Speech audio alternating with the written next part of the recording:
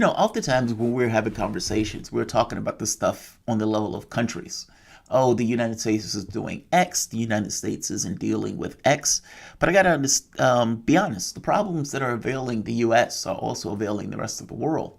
What about AI, for example? I mean, where does that go?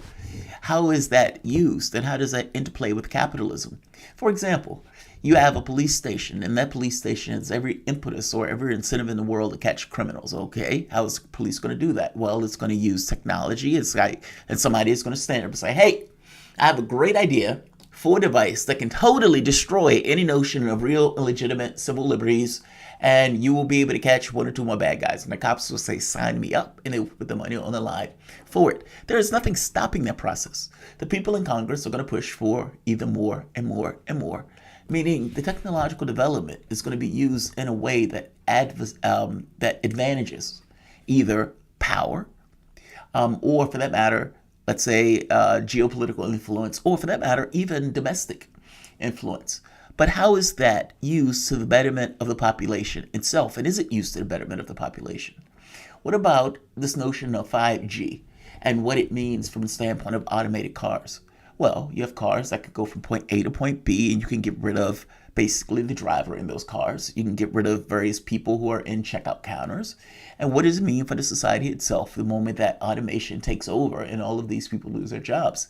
And has that society been able to reconcile with the disruptive technology on that level? And the answer, of course, is no. Not just has your society been able to do it on a domestic level, has your world been able to do it? And of course, the answer is no. And that doesn't even get into, software that starts to do more things in regards to thinking and regarding for itself.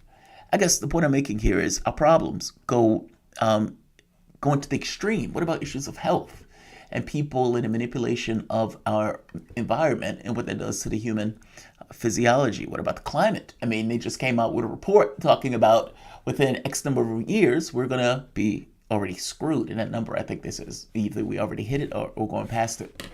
No, we have certain problems that avail us as a society and as a world. And unfortunately, even on a domestic front, neither party has ideas. Now, I know that there will be some woke libs who would say, well, wait a minute. Joe Biden has just put out a $6 trillion budget. You don't like his budget? I mean, look at all of the things he's trying to back. And wait a minute. Joe Biden was backing $15 an hour, and Joe Biden was backing legislation for marijuana, at the very least, taking it off of scheduling that would be on the same as like heroin and coke. Joe Biden was planning to back the PRO Act in regards to unions. And what about the public option in regards to health care? I say all of those things are phenomenal. And if Joe Biden had actually passed and pushed and had the capability of getting those things through, you would have my applause, and I would say those things are phenomenal. But if you think about it, Joe Biden and his shtick has been, I'm going to be the neoliberal version of FDR without actually doing the things that FDR did. I just want you to call me FDR. I just want to be at house and pretend like I'm FDR.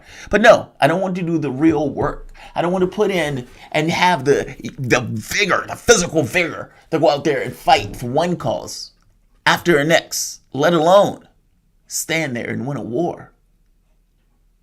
Or help to win, anyway.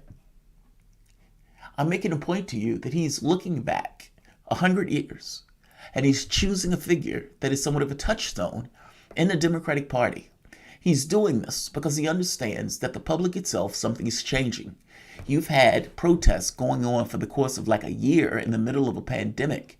You've had a putsch attempt against the Capitol itself where people actually raided the Capitol. You've had police stations in the United States being set on fire. You've had people trying to balkanize certain areas of the United States. Something is different. He recognizes something is different. And the class that he represents needs something to change. They need the hostility, the friction, the temperature to come down. And so what do? Hey, FDR say capitalism. He's going to be the guy. We are going to act as if we are changing and doing something fundamentally different. That's what we're going to do. We're going to talk that way. We're going to say, eat the rich. We're going to say all of that stuff.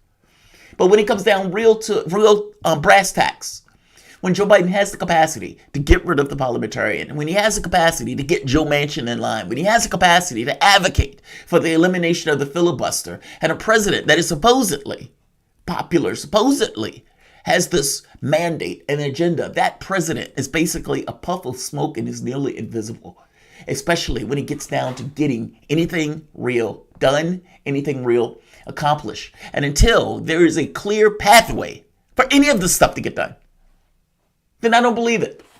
Especially since the thing that he campaigned on, the $15 an hour, when he had the capacity to get it through, he chose otherwise. That should tell you everything you need to know about the rest of this presidency. If you have 51 votes and you have the capability of getting rid of the filibuster so you can get your agenda through, and you choose not to do it, if you have the capability of getting the $15 an hour through, something that would have affected millions of people, something that you call a starvation wage, and you don't do it, then I don't believe you really believe any of it. That's your telltale. That's the canary in the coal mine. So when this callback, FDR, he's going to be FDR, and he's anything but, this shows that they are out of ideas. And they're out of ideas in the context of a country that they realize and recognize that is changing and wants something else. They're bankrupt. And I'm talking about the Democratic Party. The Republican Party is no better. If you think about it, Donald Trump is working with Newt Gingrich on a contract of America. Whereas the Democrats are looking back 100 years, the Republican Party is looking back to Ronald Reagan, but then going back to Newt Gingrich. Now, I don't know, they often call or act like Trump is Ronald Reagan. Newt Gingrich is more straightforward. Contract of America was a 1995's proposal.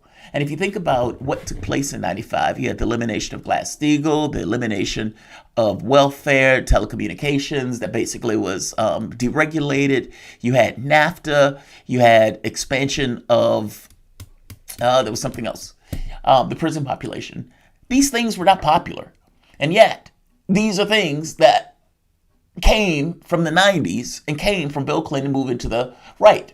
It also goes with this notion of Bill Clinton privatizing welfare with Newt Gingrich. And if it wasn't, honestly, for Monica Lewinsky, Social Security would have been potentially privatized. These were not positive attributes. And so when Donald Trump comes back and says, I'm working with Gingrich for a contract of America, what does that mean? And what does that mean in the context of a party that doesn't even accept that Joe Biden won the election? At least they don't accept it in a way that they line up with fealty and allegiance to Donald Trump. They say, yeah, we accept it, but yeah, we're back at Trump. Cheney, whose main issue is that the election was a lie, despite voting with Trump 90-some%, that was not sufficient. Because the issue wasn't her vote, the issue was her allegiance. And the party itself is basically lined up under that allegiance to Trump, who doesn't accept the electoral results, and who is talking about something that took place, 30 years ago. None of these guys have ideas. None of these parties have ideas. And the things that avail this country and this world, 600,000 people have died, and we're back to politics as usual. Think about how warped that is. And that's under a Democratic president. Don't tell me that Biden didn't have the capability to get his agenda accomplished. He did. He chose not to. It wasn't the Republicans blocking him. It wasn't the Republicans stopping him. It was Biden and the Democratic Party. They made a choice to fail. Neither of these parties have ideas. All of these parties, both, are looking back to the past. And they're not even being honest in regards to the way they look back to the past. Because the fact of the matter is, the contract with America that Donald Trump is talking about, I have no idea what that is. And that is probably not even an issue of policy. That's more so an issue of fealty to Trump, whatever they attach to it. And from the concept of Biden, if you believe Biden is Joe Biden, FDR, you've lost your goddamn mind. If you believe that there is even close, you've lost your goddamn mind. There is no similarities between these two things other than the fact that the person is saying his name. We, in this country, are fucked. Neither of these parties have ideas. Neither of these parties represent the interests of the public itself. Both of these parties, however, recognize that something is changing. And they are magnificently out of sync with the rest of this country. Like, share, subscribe. Thanks all.